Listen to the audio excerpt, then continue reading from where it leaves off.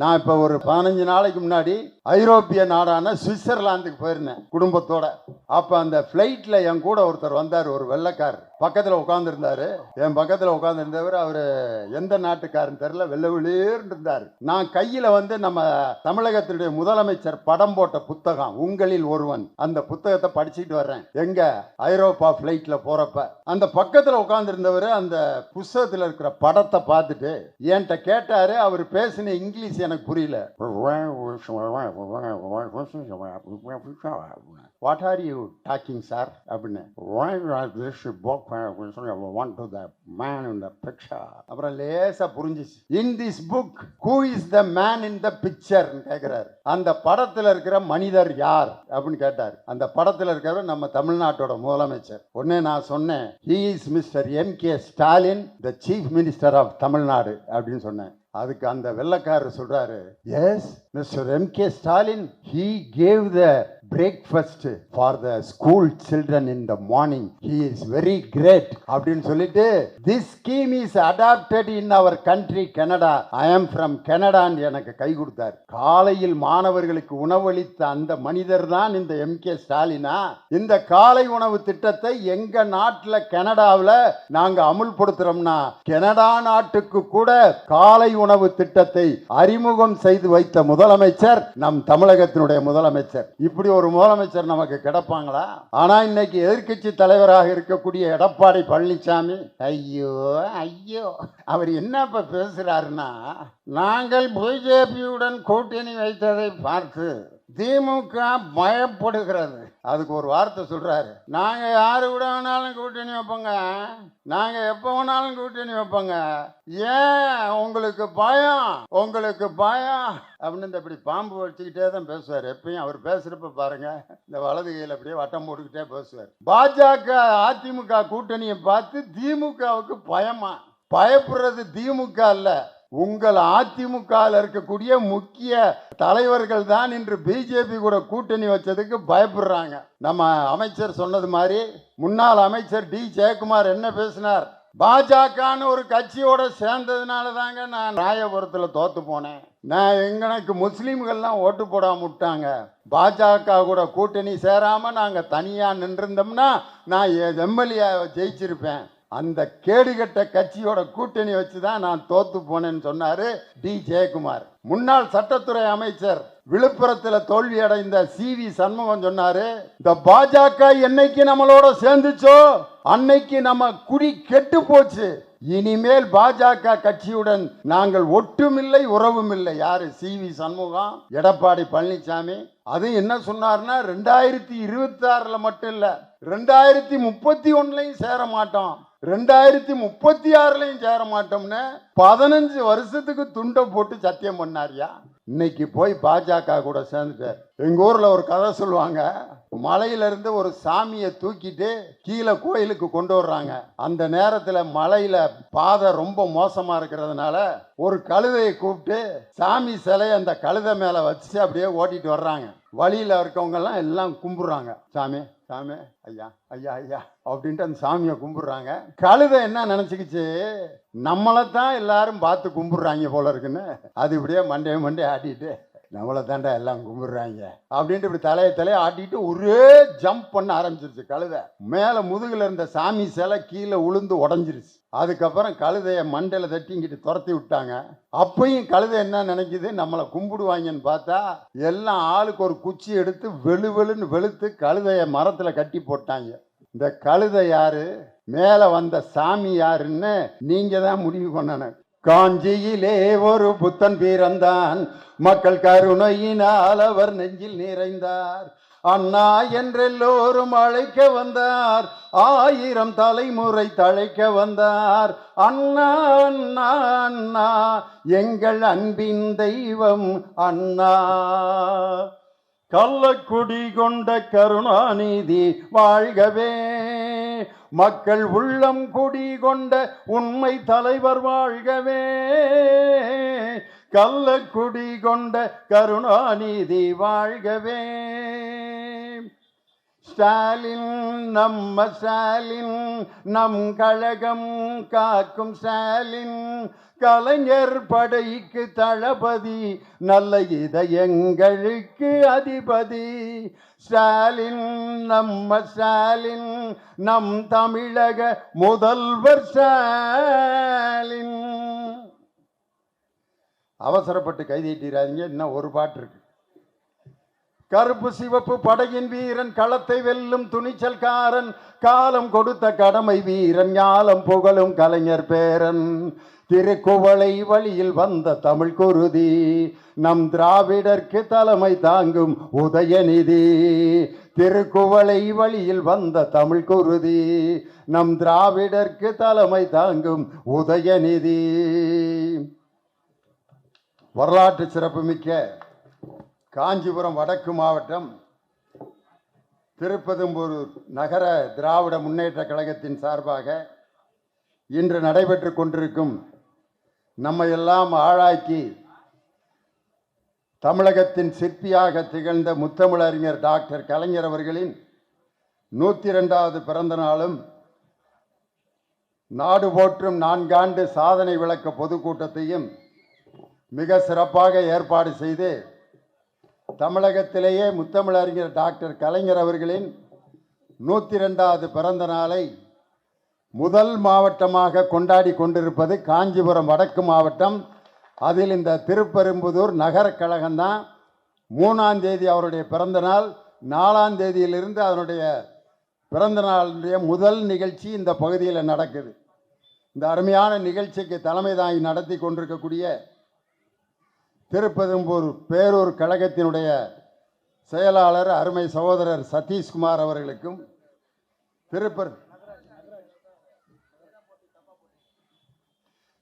ஸ்ரீபெரும்புதூர் நகர கழகத்தின் செயலாளர் சதீஷ்குமார் அவர்களுக்கும், திருப்பெரும்புதூர் தெற்கு ஒன்றிய கழகத்தின் செயலாளர் நா கோபால் அவர்களுக்கும், ஒன்றிய குழு தலைவர் ஒன்றிய கழகத்தின் செயலாளர் வடக்கு ஒன்றிய கழகத்தின் செயலாளர் அருமை சகோதரர் எஸ்டி கருணாநிதி அவர்களுக்கும், இந்த நிகழ்ச்சியில் கலந்து கொண்டிருக்கக்கூடிய திருப்பெரும்புதூர் நகர்மன்ற தலைவர் சாந்தி சதீஷ்குமார் அவர்களுக்கும், துணைத் தலைவர் இந்திராணி சுப்பிரமணி அவர்களுக்கும், நகர அவைத்தலைவர் வேணுகோபால் அவர்களுக்கும் மற்றும் பாலா என்ற பால்ராஜ் அவர்களுக்கும், விவசாய தொழிலாளர் அணியினுடைய அமைப்பாளர் செந்தில் தேவராஜ் அவர்களுக்கும் என்னுடைய சிறப்பான நன்றியை சொல்லி, இந்த நிகழ்ச்சியில் கலந்து கொண்டிருக்கக்கூடிய மற்ற கழகத்தினுடைய உறுப்பினர்கள் பொறுப்பாளர்கள் எல்லோருக்கும் என்னுடைய வணக்கத்தை சொல்லி, எனக்கு முன்னால் மிக சிறப்பாக உரையாற்றிய எங்கள் அன்பிற்கும் மரியாதைக்கும் உரிய பேரறிஞர் அண்ணாவை போலவே தோற்றமளித்து கொண்டிருக்கக்கூடிய அன்பு அரசு ஆகிய 2 பெயருக்கும் சொந்தக்காரர் எங்கள் அருமை அண்ணன் சிறு குறு தொழில் நடுத்தர தொழில்துறை அமைச்சர் மரியாதைக்குரிய தாமு அன்பரசன் அவர்களுக்கு என்னுடைய மனமார்ந்த நன்றியையும் வாழ்த்துக்களையும் சொல்லி, பொறுப்பில் இருந்தாலும் இல்லாவிட்டாலும் ஒரே மாதிரி இருக்கிற அமைச்சர் உண்மையிலே உங்களுக்கு கிடைத்த மாவட்ட செயலாளர் மாதிரி வேற எந்த மாவட்டத்திற்கும் இப்படி ஒரு எளிமையான மாவட்ட செயலாளர் கிடைக்க மாட்டாங்க. அமைச்சராக இல்லாதப்ப எப்படி இருந்தாரோ அதே மாதிரி தான் அமைச்சராக இருக்கப்பையும் இருக்கார். அன்னைக்கு ஒருத்தன் வர்றான், 25 பேரோட வந்தான். இந்த காரில் வந்து இறங்கினான், அப்படியே நெஞ்சை வடைச்சிக்கிட்டு. ஒரு அதிமுக காரன். நான் கேட்டேன், என்னையா பெரிய மினிஸ்டர் ஆகிட்டானா, அந்த கட்சி இன்னும் ஆளுங்கட்சியாகவே இல்லை, என்னடா 20 பேரோட வர்றான், அவன் யார்ரா அவர் அப்படின்னு கேட்டால் 3ஆவது வார்டு செயலாளருங்கிறேன். ஒரு வார்டு செயலாளர் 25 பேரோட வர்றேன்.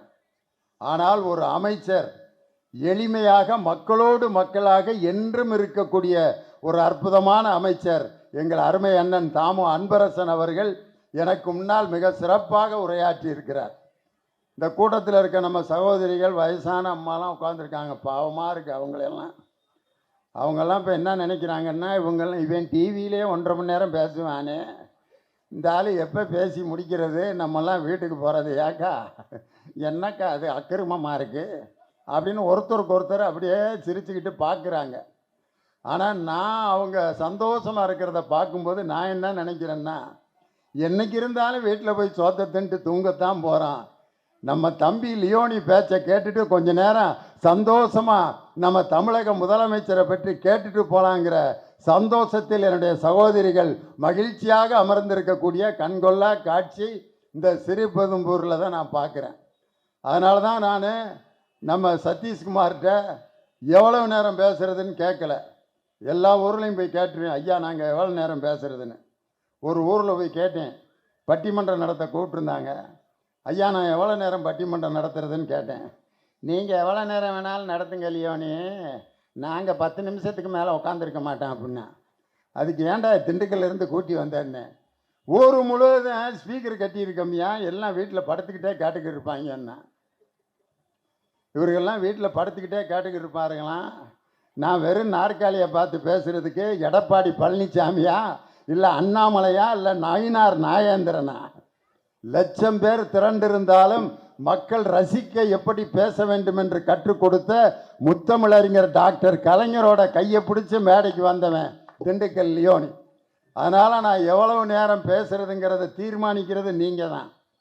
அதனால் எந்திரிச்சு போகிறதா இருந்தால் தயவுசெய்து தனித்தனியாக போங்க. ஏன்னா ஒரு கிளவி எந்திரிச்சு 4 பேர்த்த கூட்டிகிட்டு போயிடுச்சு. காரணம் என்னன்னா, மதுரையில் இப்படி தான் ஒரு அம்மாட்ட சொன்னேன், தயவுசெய்து தனித்தனியாக போங்கன்ட்டு. அந்த அம்மா எந்திரிச்சு 30 பேர்த்த கூட்டிகிட்டு போயிடுச்சு. என்ன சொன்னுச்சுன்னா, அவன் தான் வாரம் டிவியில் பேசுகிறான்ல, அப்போ கேட்டுக்கிருவான். ஒரு ஆம்பளை பேசுனா விடிய விடிய பல்ல காட்டிக்கிட்டு உட்காந்துருப்பாளுங்க, எந்திரிங்கடி அப்படின்னு கூட்டிகிட்டு போயிடுச்சு. அந்த அம்மாவை நான் 3 வருஷமாக மதுரை ஏரியாவில் தேடிக்கிட்டு இருக்கேன், இன்னும் என் கண்ணில் சிக்கலை. ஆனால் இந்த திருப்பெரும்புதூரில் அப்படி ஆட்கள் யாரும் இல்லை. நீங்கள்லாம் ஒரு அம்மா பாருங்கள், வாயில் பல்லே இல்லை, அவ்வளோ சந்தோஷமாக சிரித்து கை தட்டுது. இந்த சந்தோஷம் வேற எந்த ஆட்சியிலையும் நீங்கள் பார்க்க முடியாது. எங்கள் தமிழகத்தின் முதலமைச்சர் தளபதி மு.க. ஸ்டாலினுடைய ஆட்சியில் தான் எங்களுடைய சகோதரிகளும் தாய்மார்களும் இன்னைக்கு மகிழ்ச்சியாக உட்காந்துருக்காங்க. இந்த மேடையை நீங்கள் பார்க்கும்போதே எவ்வளவு அற்புதமான மேடை பாருங்கள். ஆம்பளையெல்லாம் பேண்ட்டு ஷர்ட்டு போட்டு இன்சர்ட் பண்ணி படித்த ஆண்கள் எல்லாம் ரோட்டில் கையை கட்டி இப்படி நின்றுட்டு இருக்காங்க. எங்கள் அம்மா எங்கள் அக்காலாம் சேரில் அப்படி ஜம்முன்னு உட்காந்துருக்காங்க பாரு. ஒரு காலத்தில் இதெல்லாம் நடக்குமா? பெண்கள் ஆம்பளையில் பார்த்தோன்னா எந்திரிச்சு இங்கிட்டு திரும்பிக்கணும்.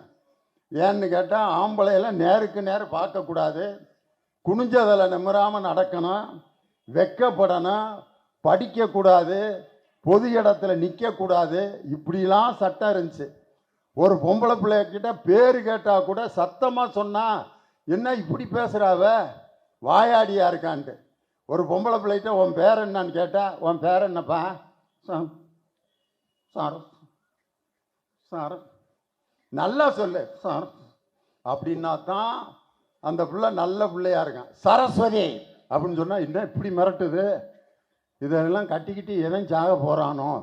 ஒரு பொம்பளை பிள்ளை சத்தமாக பேசினாலே அந்த பெண் குடும்பத்திற்கு லாயக்கில்லை என்ற நிலையை மாற்றி இன்னைக்கு காவல்துறையில் பெண்கள் எஸ்பியாகவும் டிஐஜியாகவும் ஐஜியாகவும் காக்கி யூனிஃபார்ம் போட்டு ஆண்களுக்கு நிகழாக நிற்கிறார்கள் என்றால் பெண்களும் காவல்துறையில் பணியாற்றலாம் என்ற ஜீவோல கையெழுத்து போட்ட முதலமைச்சர் தான் இன்று பிறந்த நாள் கொண்டாடப்படும் முத்தமிழறிஞர் டாக்டர் கலைஞருங்கிற முதலமைச்சர். காரணம் என்னன்னா, பெண்கள் எல்லாம் படிக்கக்கூடாது, அவங்கெல்லாம் பொது இடத்துல உட்காரக்கூடாது. இன்னைக்கு பஸ்ஸில் பாருங்கள், நான்லாம் இப்போ சின்ன பையனாக இருக்கிறப்ப பஸ்ஸில் ஆண்கள் பெண்கள் அப்படின்னு தனியாக இடம் இருக்கான். அதில் ஆண்களுடைய சீட்டில் பெண்கள் உட்காந்துருப்பாங்க, எவனும் கேட்க மாட்டான், ஒன்றும் சொல்ல மாட்டான். ஆனால் பெண்கள்னு போட்டிருக்க சீட்டில் நம்ம போய் உக்காந்துட்டோம்னா நம்மளை என்னமோ பெரிய குற்றம் செஞ்ச மாதிரி இப்படி மேலே இங்கேயும் பார்ப்பேன். பொம்பளை சீட்டில் வெக்கம் இல்லாமல் அப்படிங்கிற மாதிரி மேலே இங்கேயும் பார்ப்பான். நான் ஒரு சீட்டில் உட்காந்துருந்தேன், என் சீட்டுக்கு நேராக திருடர்கள் ஜாக்கிரதைன்னு எழுதிருந்துச்சு. அவன் என்னையும் அந்த பேரையும் சேர்த்து சேர்த்து பார்க்குறான். எனக்கு வெக்கமாக இருந்து அந்த சீட்டில் எந்திரிச்சிட்டேன்.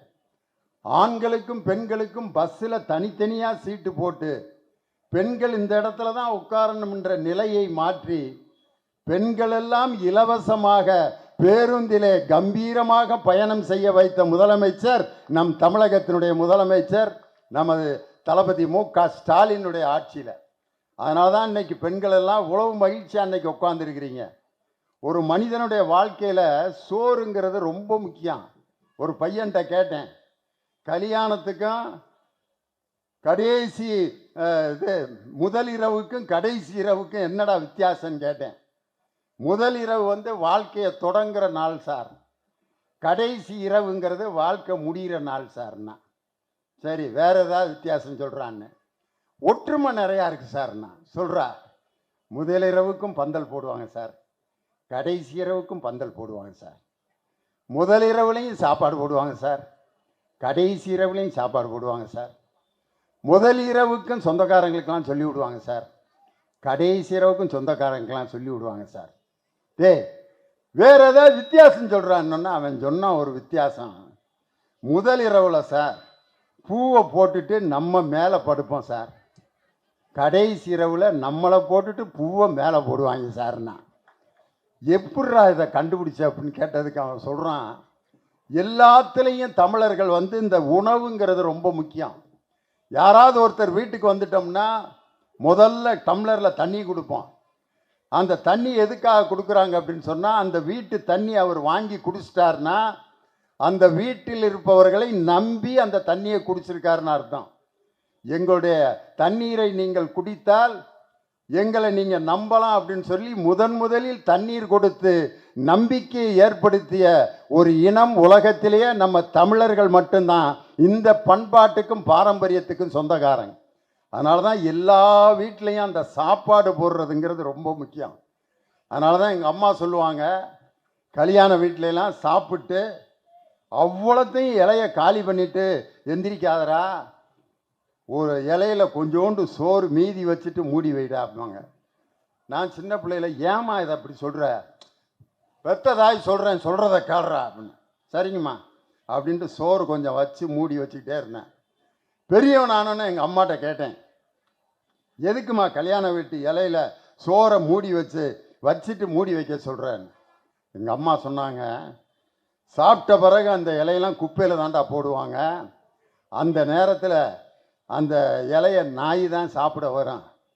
நீ வந்து கொஞ்சோண்டு சோறு மீதி வச்சுருந்தீன்னா அந்த நாய் இலையை பார்த்துட்டு என்ன சொல்லும், யாரோ ஒரு புண்ணியமா நமக்கு ஒரு வாய் சோறு மீதி வச்சுருக்காரு, அவர் நல்லா இருக்கணுன்ட்டு அந்த நாய் உன்னை வாழ்த்திக்கிட்டே சாப்பிடும்டா. நீ இலையை வலிச்சு ஒன்றுமே இல்லாமல் மடித்து போட்டிருந்தீன்னா அந்த நாய் ஓப்பன் பண்ணிட்டு என்ன நினைக்கும், நமக்கு முன்னாடியே ஒரு நாய் இதை நக்கிட்டு போயிடுச்சு போல அப்படின்னு நாய்கிட்டே நாயின்னு நீ திட்டு வாங்கக்கூடாதுரா, அதனால் இந்த ஒரு வாய் சோறை மீதி வைடான்னு சொன்னாங்க. ஒரு நாய்க்கு ஒரு வாய் சோறு கொடுப்பது கூட புண்ணியம் என்று நினைத்த இனம் நம் தமிழினம். ஆனால் காலையில் வெறும் வயிற்றோடு வருகின்ற அந்த குழந்தைகளுக்கு காலை சிற்றுண்டி வழங்கிய இந்தியாவினுடைய முதலமைச்சர் நம் தளபதியார் தான். நான் இப்போ ஒரு 15 நாளைக்கு முன்னாடி ஐரோப்பிய நாடான சுவிட்சர்லாந்துக்கு போயிருந்தேன் குடும்பத்தோட. அப்போ அந்த ஃப்ளைட்டில் என் கூட ஒருத்தர் வந்தார், ஒரு வெள்ளைக்கார் பக்கத்தில் உட்காந்துருந்தார். என் பக்கத்தில் உட்காந்துருந்தவர் அவர் எந்த நாட்டுக்காரன்னு தெரில, வெள்ளை வெளியேன்னு இருந்தார். நான் கையில் வந்து நம்ம தமிழகத்தினுடைய முதலமைச்சர் படம் போட்ட புத்தகம் உங்களில் ஒருவன், அந்த புத்தகத்தை படிச்சுட்டு வர்றேன் எங்கே ஐரோப்பா ஃப்ளைட்டில் போகிறப்ப. அந்த பக்கத்தில் உட்காந்துருந்தவர் அந்த புத்தகத்தில் இருக்கிற படத்தை பார்த்துட்டு என்கிட்ட கேட்டார். அவர் பேசின இங்கிலீஷ் எனக்கு புரியல.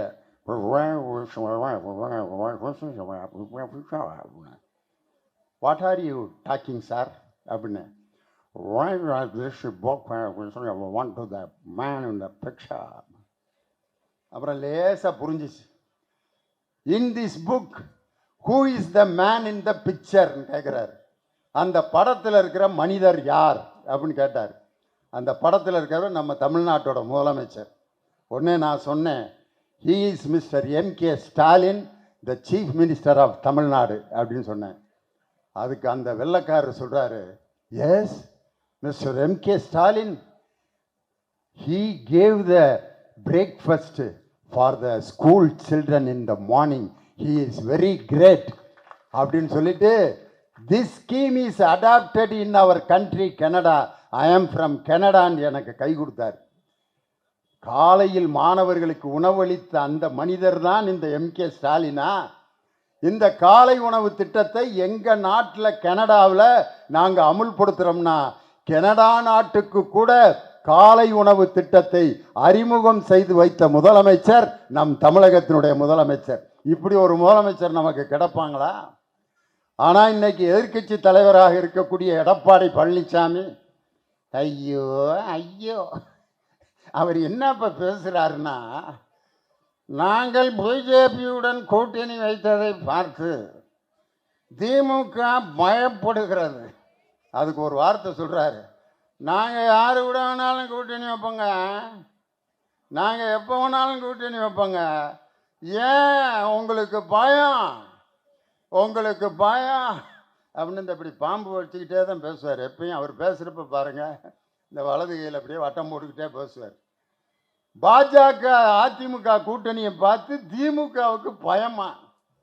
பயப்படுறது திமுக அல்ல, உங்கள் அதிமுகவில் இருக்கக்கூடிய முக்கிய தலைவர்கள் தான் இன்று பிஜேபி கூட கூட்டணி வச்சதுக்கு பயப்படுறாங்க. நம்ம அமைச்சர் சொன்னது மாதிரி முன்னாள் அமைச்சர் டி ஜெயக்குமார் என்ன பேசினார், பாஜகன்னு ஒரு கட்சியோட சேர்ந்ததுனால தாங்க நான் ராயபுரத்தில் தோற்று போனேன், நான் எங்களுக்கு முஸ்லீம்கள்லாம் ஓட்டு போடாம விட்டாங்க, பாஜக கூட கூட்டணி சேராமல் நாங்கள் தனியாக நின்றிருந்தோம்னா நான் எம்எல்ஏ ஜெயிச்சிருப்பேன், அந்த கேடுகட்ட கட்சியோட கூட்டணி வச்சு தான் நான் தோற்று போனேன்னு சொன்னார் டி ஜெயக்குமார்.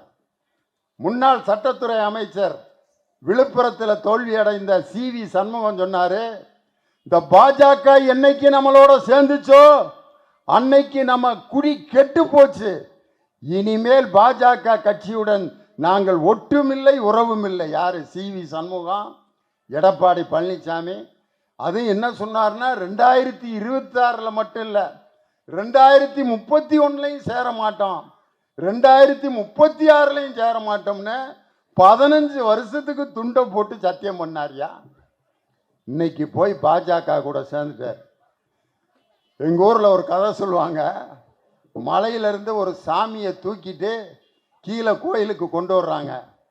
அந்த நேரத்தில் மலையில் பாதை ரொம்ப மோசமாக இருக்கிறதுனால ஒரு கழுதையை கூப்பிட்டு சாமி சிலையை அந்த கழுதை மேலே வச்சு அந்த கழுதை மேலே சாமியை வச்சு அப்படியே ஓட்டிகிட்டு வர்றாங்க.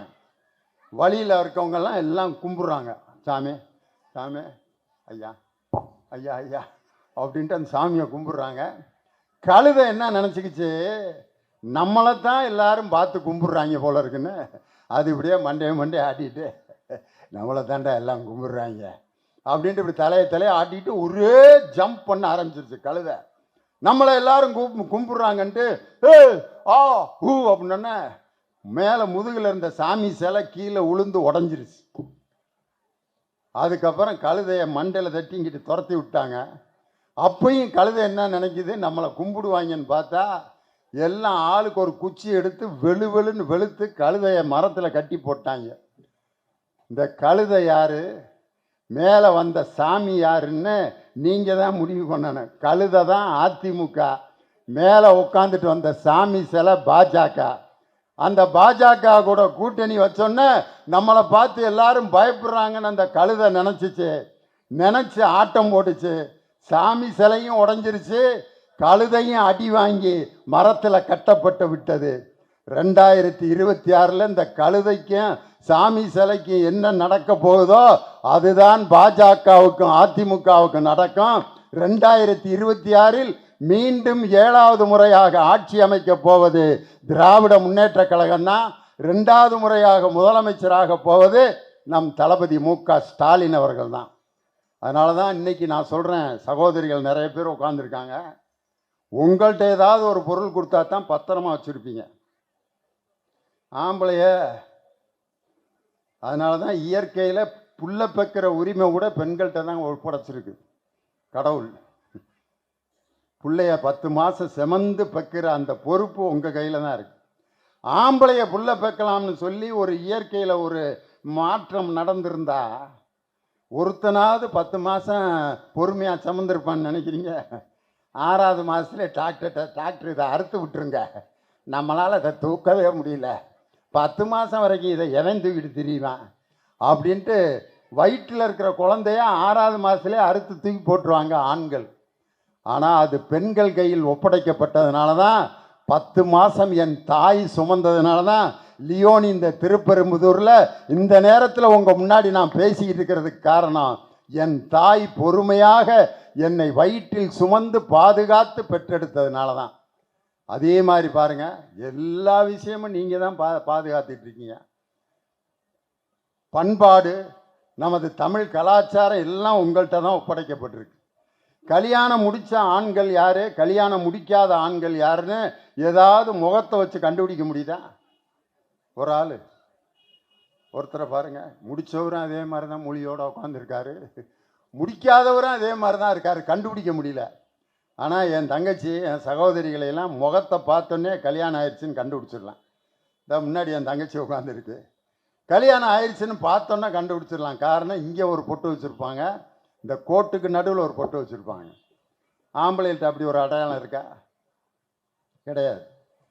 ஏன் இந்த கோட்டுக்கு நடுவில் பொட்டு வைக்கிறீங்கன்னு பெண்கள்கிட்ட கேட்டதுக்கு அதுக்கு ஒரு அம்மா சொல்லுது, எல்லாம் வைக்கிறாளுங்க, அதனால தான் நானும் வைக்கிறேன்னு.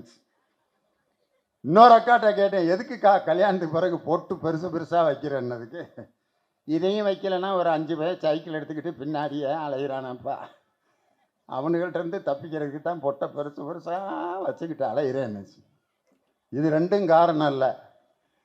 கோட்டுக்கு நடுவில் ஏன் பொட்டு வைக்கிறாங்கன்னா, வலது பக்க வகுடு பிறந்த வீடு, இடது பக்க வகுடு புகுந்த வீடு, இந்த 2 வீட்டுக்கும் மங்களத்தை தருபவள் பெண் என்பதற்காகத்தான் தமிழ் பண்பாட்டில் அந்த பெண்ணுக்கு அந்த கோட்டுக்கு நடுவில் பொட்டு வச்சாங்க. தாலி ஆம்பளைகளுக்கு கட்டலாம்னு ஒரு திட்டம் மாறி இருந்தா ஒருத்தர் கழுத்துலையாவது 1 கிராம் தொங்கி இருக்கும்னு நினைக்கிறீங்க? ஆம்பளைகளுக்கு தாலி கட்டி விட்டுருந்தா ஒரு அம்மா யோசிக்குது, அப்படியாவது கட்டி தொலைஞ்சிருக்கலாம், நம்மளுக்கு வேற இதை வேற கட்டி விட்டானுங்கன்ட்டு. அந்த ஆம்பளைகளுக்கு தாலியை கட்டியிருந்தா ஒருத்தன் கழுத்துலையாவது 1 கிராம் மிஞ்சி இருக்குமா? 1/2 கிராம் இருந்தால் கூட கொண்டு போய் அடகு வச்சு கட்டிங்க அடிச்சிடுவேன். இன்னும் 1/2 கிராமுக்கு எவ்வளோப்பா கொடுப்பா? ஒரு ஃபுல்லா அப்படின்ட்டு வாங்கிட்டு மீதி மஞ்சள் கயிறு மட்டும் தொங்கிட்டு இருக்கேன், தண்ணி போட்டு போதையெல்லாம் அதையும் அத்தை எறிஞ்சிடும், இது எதுக்கு கழுதைய சை அப்படின்னு. ஆனால் திருமணம் முடித்த பிறகு அந்த தாலி கொடியே என் சகோதரிகள் தான் இன்னைக்கு அவ்வளவு பத்திரமா பாதுகாப்பாங்க. வேற எதை வேணாலும் விட்டு கொடுப்பாங்க, அதை விட்டு கொடுக்க மாட்டாங்க. ஐயா, கோயிலில் கொஞ்சோண்டு குங்குமம் கொடுத்தா வாங்கி நெத்தியில் கொஞ்சம் இங்கே கொஞ்சம் வச்சு செவுத்து பக்கம் திரும்பிக்கிடுவாங்க. திரும்பி அந்த தாலி கொடி மேலே குங்குமத்தை வச்சு இப்படி கண்ணில் ஒத்திக்கிடுவாங்க. ஒரு அம்மாட்ட கேட்டேன், எதுக்குக்கா அது மேலே அப்படி பொட்டு வைக்கிற? அதில் அவர் இருக்கார்ல, யார், அவங்க வீட்டுக்காரர் இருக்காரன், அவன் இத்த தண்டி இருக்கான், புளி மூட்டை ராமசாமி மாதிரி, அவன் அந்த மஞ்சள் கயிற்றுல இருக்கான்னு நம்பி பொட்டு வச்சு கண்ணில் ஒத்திக்கிற அந்த பண்பாட்டை இன்றும் பாதுகாத்து கொண்டிருப்பது என்னுடைய சகோதரிகளும் தாய்மார்களும் தான். உங்கள்கிட்ட கொடுத்தா தான் எதையுமே பத்திரமா வச்சுருப்பீங்கன்னு சொல்லி தான் ரேஷன் கார்டில் ஆண்களுடைய பேர் முதல் பேராக இருந்தாலும் உரிமை தொகையை ஆண்களுக்கு தராமல் பெண்களுக்கு தந்த ஒரே முதலமைச்சர் நம் தமிழகத்தினுடைய முதலமைச்சரியா? ஆம்பளைகளுக்கு அந்த 1000 ரூபாயை கொடுத்துருந்தா என்ன ஆயிருக்கேன்? நானும் ஆம்பளை தான். இந்த ஒருத்தர் இப்படியே பார்க்குறாரு, சொல்லிடாதீங்கண்ணே ஏனே அப்படின்றாரு. ஆம்பளைகளுக்கு அந்த 1000 ரூபாயை கொடுத்துருந்தா ஏடிஎம்ல 1000 ரூபாய் எடுத்துட்டு இப்படி வர்றப்பே ஒருத்தன் பார்ப்பேன், என்ன மாப்பிள்ள 1000 ரூபாயா? 1000 ரூபாய்க்குமே அரிசி பருப்பு வாங்க போற? ஒரு 750 ரூபாய்க்கு வாங்கிக்க மாப்பிள்ள, ஒரு 250 ரூபாய்க்கு ஒரு ஆஃபம் வாங்கு, சந்தோஷமா இருப்பான். சனிக்கிழமை உட்காந்துட்டேன், வாங்கிட்டு மிக்சர் பாயிட்டு ஊறுகாய் முட்டை எல்லாம் எடப்பாடியே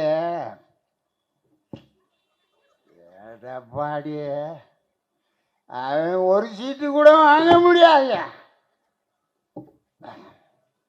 லேடிஸ் அண்ட் ஜென்டில்மேன், இங்கிலீஷுக்கு போயிடுவேன். இங்கிலீஷ் போயிட்டானாலே போதை எக்கச்சக்கமாக ஏறிடுச்சுன்னு அர்த்தம். அதுக்கப்புறம் திரும்ப 750 வச்சுருக்கீங்கள, இன்னொரு 250 எடு அப்படின்னு இன்னொரு ஆஃபர் வாங்குவாங்க. விடிய விடிய அடிச்சுட்டு 1000ஐயும் காலி பண்ணிவிட்டு 2 அன்றாயிரோட சாக்கடையில் கிடக்குது. தலைவர் கொடுத்த 1000 சாக்கடையில் கிடக்கும். ஆனால் என் சகோதரிகளுக்கு அந்த உரிமை தொகையை கொடுத்தால் ஒரு நகைச்சீட்டு போட்டு 5 பவுன் நகை வாங்கி தன்னுடைய மகளுக்கு திருமணம் முடிச்சு வைப்பா ஒரு பெண்ணுன்னு சொல்லி தான் உரிமை தொகையை ஆண்களுக்கு பதிலாக சகோதரிகளுக்கு கொடுத்த ஒரே தலைவர் நம் தளபதி மு.க. ஸ்டாலின் என்ற அந்த ஒப்பற்ற தலைவரியா. அதே மாதிரி அண்ணல் அம்பேத்கர் அங்கே மும்பையில் அவர் சாதாரண ஒரு ஸ்கூல் பையனாக இருந்தப்ப ஒரு கிணத்துல தண்ணி குடிக்கிறதுக்காக போயிருக்காரு. அதில் அந்த கிணத்துல இறச்சி அப்படி ஊற்றிருக்காங்க.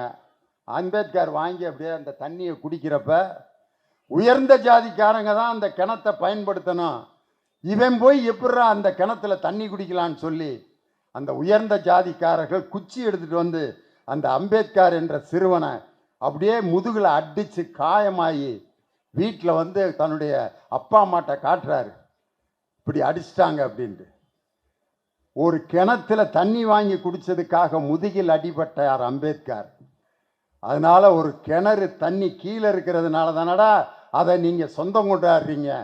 அந்த தண்ணியை டேங்காக கட்டி உயர்ந்த டேங்க் அந்த குடிநீர் திட்டமாக அதை மாற்றி எல்லா வீட்டுக்கு நான் குழா கொண்டு வந்துட்டேன்னா நீ யாருக்கு வேணாலும் எந்த தண்ணீரை பொது உடைமையாக்குவேன் என்று சொல்லி குடிநீரை ஒரு மேல்நிலை குடிநீர் தொட்டிகளை உருவாக்கி எல்லோருக்கும் குடிநீரை பொதுவாக்கிய குடிநீர் வடிகால் வாரியம் என்ற அந்த திட்டத்தை உருவாக்கிய தலைவர் தான் முத்தமிழறிஞர் டாக்டர் கலைஞர். நீர் ஒரு மனிதனுக்கு பொதுவானது, அது எந்த ஜாதிக்கும் சொந்தமானது அல்ல அப்படின்னு சொல்லி ஒரு கிராமத்தில் கூட கீழே இருந்த தண்ணியை மேலே டேங்கில் ஏற்றி அதை எல்லோருக்கும் பொதுவான குழாய்க்கு மாற்றிய தலைவர் நம் முன்னாள் முதலமைச்சர் முத்தமிழறிஞர் டாக்டர் கலைஞர். அப்படிப்பட்ட அந்த தலைவர் ஒரு தடவை தியாகராஜர் கல்லூரியில் ஒரு விழாவுக்கு போயிருக்காரு. அப்போ ஒரு பையன் பேசுகிறான், கலைஞர் அவர்கள் 8ஆம் வகுப்பு 10ஆம் வகுப்பு SSLC கூட படிக்காதவர், அவர் படிக்காதவர், ஆனால் இன்னைக்கு முதலமைச்சராக இருக்கார். ஆனாலும் நம்ம படிக்கணும்னு அவசியம் இல்லை, காமராஜர் படிக்கவில்லை, அதனால் படிக்காமல் இருந்தாலும் திறமையினால் முன்னேறலாம் அப்படின்னு ஒருத்தன் பேசி கண்ணதாசன் பாட்டெலாம் பாடுறான். படித்ததினால் அறிவு பெற்றோர் 1000 உண்டு, பாடம் படிக்காத மேதைகளும் பாரினில் உண்டு அப்படின்னு கண்ணதாசன் பாட்டெலாம் பாடுறான். படிக்காமல் இருந்தால் நம்ம எப்படியாவது முன்னேறலாம்னு ஒரு பையன் பேசினான். அப்போ கலைஞர் எழுந்து பேசினார், விதி விலக்குகள் விதியாக முடியாது, படிக்காமல் ஒரு சிலர் தான் முன்னேற முடியுமே ஒழிய படித்தால் தான் முன்னேற முடியும், எனவே தொடர்ந்து நீங்கள் படியுங்கள்னு அன்னைக்கு கலைஞர் சொன்னார். அதே விஷயத்தை திருவள்ளூர் மாவட்டத்தில் அழிஞ்சி வாக்கம் என்ற அந்த ஒரு பள்ளிக்கூடத்தில் எண்ணும் எழுத்தும் என்ற அந்த திட்டத்தை நமது தமிழக முதலமைச்சர் தொடங்கி வைக்கும்போது சொன்னார், உங்களுக்கு அழியாத சொத்து எது என்று சொன்னால் படிப்பு தான், அதுவும் பெண்களுக்கு மிக அழியாத சொத்து எது என்றால் நீங்கள் படிக்கிற படிப்பு தான். உங்கள் கையில் கழுத்தில் ஒரு 5 பவுன் நெக்லஸ் இருந்தால் அதை போட்டுக்கிட்டு நீங்கள் பஸ்ஸில் போகிறப்ப யாரை பார்த்தாலும் உங்களுக்கு திருடை மாதிரி தெரியும், யாராவது அதை பிடுங்கிடுவாங்களோன்னு பயந்து அந்த சீலையை மூடி உட்காந்துருப்பீங்க. அதை யாராவது பறிச்சுட்டு போயிட்டாங்கன்னா போலீஸில் போய் கம்ப்ளைண்ட் கொடுக்கணும். கழுத்தில் போட்டிருக்க 5 பவுன் நெக்லஸை யாராவது திருடிட்டு போயிடலாம். உங்கள் வீட்டில் உங்களுக்கு ஏதாவது ஒரு சொத்து கொடுத்துருந்தா நீங்கள் ஏதாவது அசந்து மறந்து இருக்கிற நேரத்தில் உங்களை ஏமாற்றி கையெழுத்து வாங்கி அந்த சொத்தை பறிச்சுட்டு போயிடலாம். அதே மாதிரி நீங்கள் விரும்பின எத்தனையோ பொருள்கள் உங்கள்கிட்ட இருந்து மற்றவர்களால் திருடப்படும். ஆனால் திருடப்படாத ஒரே சொத்து எது என்று சொன்னால் நம்ம படிக்கிற படிப்பு தான். யாராலையும் நம்மள்ட்ட இருந்து திருட முடியாது. திண்டுக்கல் லியோனியோட பேச்சு திறமை, பாட்டு திறமைய யாராவது ஒருத்தன் என்கிட்ட இருந்து திருடிட முடியுமா? என் பாக்கெட்டில் இருக்கிற 500 ரூபாயை நான் கூட்டத்துக்குள்ளே போனேன்னா பிட்பாக்கெட் அடிச்சிடலாம். நான் போட்டிருக்க மோதிரத்தை எனக்கு கை கொடுக்குற மாதிரி ஒருத்தன் உருகிட்டு போயிடலாம். ஆனால் என்னுடைய பேச்சு திறமை, பாட்டு திறமையும், நான் படித்த MA டிகிரியையும் MPhil டிகிரியையும், அந்த அறிவை என்னிடமிருந்து யாராலும் பறிக்கவே முடியாது என்று பெண்களுக்கு படிப்பை கொடுத்த ஒரே முதலமைச்சர் இந்தியாவிலேயே நம் தமிழகத்தினுடைய முதலமைச்சர் மட்டும்தான். அதனால தான் மாதம் 1000 ரூபாய் அரசு பள்ளியில் படித்த பெண்களுக்கும் அரசு பள்ளியில் படித்த மாணவர்களுக்கும் கல்லூரியில் சேர்ந்தால் மாதம் 1000 ரூபாய் என்ற புதுமை பெண் திட்டத்தை அறிமுகம் செய்த ஒரே தலைவர் இந்தியாவிலேயே நம் தமிழகத்தினுடைய முதலமைச்சர் தான். அப்படிப்பட்ட பெண்களுக்கான திட்டங்களை அன்று கலைஞர் தொடங்கி இன்னைக்கு நம்ம தலைவர் வரைக்கும் மிக சிறப்பான திட்டங்களை தீட்டிக் கொண்டிருப்பது திராவிட முன்னேற்ற கழகத்தினுடைய ஆட்சி தான். இன்னைக்கு பார்த்தீங்கன்னா ஒரு பெண் கையில் காசு இருந்தால் அது எப்படி மற்றவர்களுக்கு பயன்படும் அப்படிங்கிறதுக்கு வேற உதாரணமே தேவையில்லை. பகலில் பார்த்தீங்கன்னா ஆண்களுக்கும் பெண்களுக்கும் வீட்டில் கணவன் மனைவிக்கு இடையில சண்டையே வராது. பகலில் எவ்வளோ திட்டினாலும் பெண்கள் மனைவி பேசாமல் இருப்பாங்க. ஏய் போடி அப்படின்னா, போடி சரிங்க உன்னையெல்லாம் கொன்று வேண்டி அப்படிமா, கொல்லுங்க கொல்லியா இந்த அறுவாள் எடுத்து வெட்டு அப்படிங்க. 12 மணி 1 மணிக்கெலாம் சாயங்காலம் வரைக்கும் ஆம்பளைகளுடைய ஆதிக்கம் தான் இருக்கான். இரவு 7:30 மணிக்கு சாப்பிட உட்காந்துருப்பான் பார்த்தீங்களா ஆம்பளை, அந்த நேரத்தில் தான் ஆம்பளைய மாற்றுற நேரம். அப்போ வந்து சாப்பிட இவர் உட்காந்துருப்பார், சாரத்தை கட்டிட்டு வெறுமையிலோடு உட்காந்துருப்பேன். சோத்தை போட்டுட்டு முன்னால் பொம்பளை அப்படி உட்காந்துருப்பா. அவன் சொல்கிறேன், ஏய் நான் சாப்பிட்டுக்கிறேன் எந்திரிச்சு போடி. இல்லை குழம்பு ஊற்றுறதுக்கு உதவிக்கு நான் உட்காந்துருக்கேன், நான் ஊற்றிக்கிறேன் நீ போ அப்படி. இல்லை அப்பளங்கப்பளம் கேட்டிங்கன்னா பொறிச்சுக்கிட்டேன். இல்லை நான் பொறிச்சுக்கிறேன் நீ முதல்ல எந்திரிச்சு போன்னு.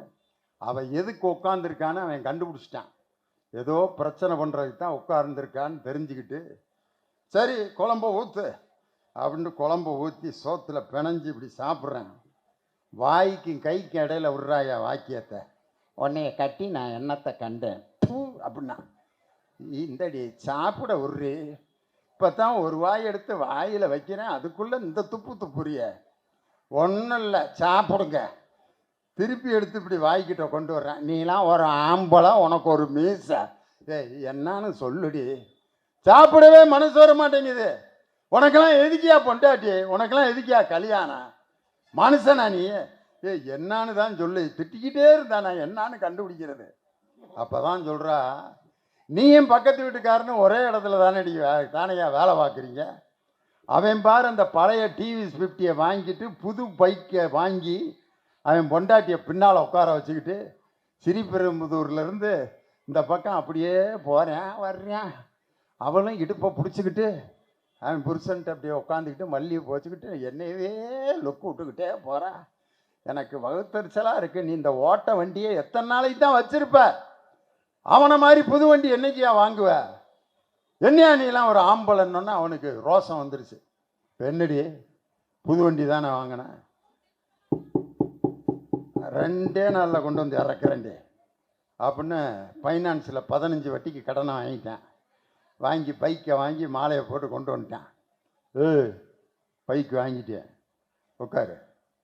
அப்போ தாயா நீ ஆம்பளை அப்படின்ட்டு பட்டு புடவை கட்டிக்கிட்டு மல்லிகைப்பூ வச்சுக்கிட்டு இடுப்பில் அப்படி கையை போட்டு அப்படி உட்காந்து ஓட்டுங்க மாமா. அந்த பக்கத்து வீட்டுக்காரி பார்க்குற மாதிரியே இங்கேருந்து இப்படியே மண்மங்கலம் வரைக்கும் போகிற, திருப்பி வார, திரும்பி போகிற, திருப்பி வார, ரவுண்ட் அடிச்சுக்கிட்டே இருக்கேண்ணே. சரிடி உட்காரு அப்படின்ட்டு பின்னால் உட்கார வச்சு ஓட்டிகிட்டு போகிறேன். இந்த பின்னால் உட்காந்து எப்படி உட்காந்துருக்காங்கன்றதை வச்சே கல்யாணம் ஆகி எத்தனை வருஷம் ஆயிடுச்சுன்னு கண்டுபிடிச்சிடலாம். இடுப்பை இறுக்கி பிடிச்சிருக்காங்கன்னா இப்போ தான் கல்யாணம் ஆகிருக்குன்னு அர்த்தம். இந்த சட்டையை மட்டும் பிடிச்சிக்கிட்டு ஒரு சில பொம்பளை உட்காந்துருப்பாங்க, அதெல்லாம் கல்யாணம் ஆகி 3 வருஷம் ஆயிடுச்சுன்னு அர்த்தம். இந்த வேட்டிக்குள்ளே இப்படி விரலை மடக்கி இப்படி சொருகிட்டு உட்காந்துருக்கேன், இது கல்யாணம் ஆகி 5 வருஷம் ஆச்சுன்னு அர்த்தம். பின்னாடி கம்பியை பிடிச்சிட்டு உட்காந்துருக்கேன், இது கல்யாணம் ஆகி 10 வருஷம் ஆன கம்பெனி. கம்பியே பிடிக்காமல் உட்காந்துருக்குன்னா கல்யாணம் ஆகி 20 வருஷம் ஆச்சுன்னு அர்த்தம்.